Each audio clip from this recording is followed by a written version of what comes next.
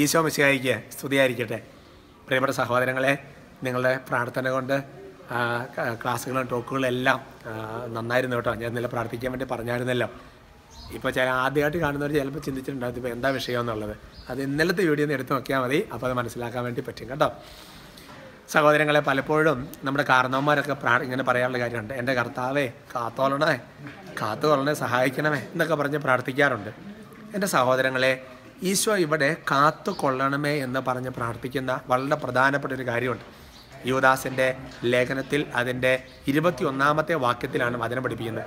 വചനം ഇങ്ങനെയാണ് പഠിപ്പിക്കുന്നത്: നിങ്ങളുടെ കർത്താവായ യേശു ക്രിസ്തുവിൻ്റെ കാരുണ്യത്തെ ഉറ്റു നോക്കിക്കൊണ്ട് ദൈവസ്നേഹത്തിൽ നിങ്ങളെ തന്നെ കാത്തുകൊള്ളുവിൻ.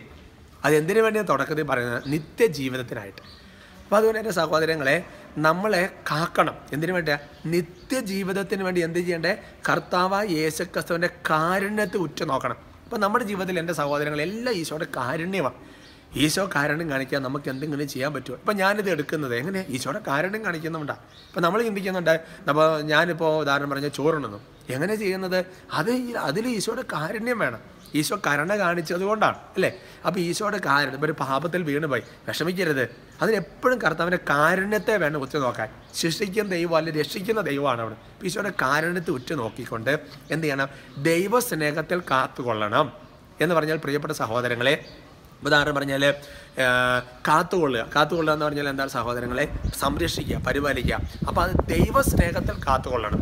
അതെൻ്റെ സഹോദരങ്ങളെ, നമ്മുടെ ഓരോ സെക്കൻഡിലും ദൈവസ്നേഹം നഷ്ടപ്പെട്ടു പോകരുത്. അതാ പറഞ്ഞ വചനത്തിന് ഇച്ചിരി കട്ടി കൂടുതലല്ലേ അല്ലേ? സാരമില്ല. അതായത് സഹോദരങ്ങളെ, എപ്പോഴും നമ്മുടെ കുടുംബജീവിതത്തിൽ ദൈവസ്നേഹത്തിൽ നിന്നൊരു പടി നമ്മൾ അകലരുത്. അപ്പോൾ ആ ദൈവസ്നേഹം നമ്മൾ കാത്തുകൊള്ളുന്ന ഒരു അവസ്ഥയാണത്. അല്ലേ രിയ? ഞാൻ പറഞ്ഞ മനസ്സിലാവുന്നുണ്ടോ? അല്ലെങ്കിൽ ഒന്നുകൂടി അതിനൊന്ന് മനസ്സിരുത്തി വായിച്ചാൽ അതിൻ്റെ ഒരു സംഗതി പിടുത്തം കിട്ടും. പ്രധാനപ്പെട്ടതാണ്, നിത്യജീവിതത്തിനായി നമ്മുടെ കർത്താവായ യേശു ക്രിസ്തുവിൻ്റെ കാരുണ്യത്തെ ഉറ്റു നോക്കിക്കൊണ്ട് ദൈവസ്നേഹത്തിൽ എപ്പോഴും നമ്മളെ കാത്തുകൊള്ളണമേ. ഇതിനാണ് പരിശ്രമിക്കേണ്ടത്, പ്രാർത്ഥിക്കേണ്ടത്. ഈശോ അനുഗ്രഹിക്കട്ടെ, ഇപ്പോഴും എപ്പോഴും എന്നേക്കും. ആമേൻ.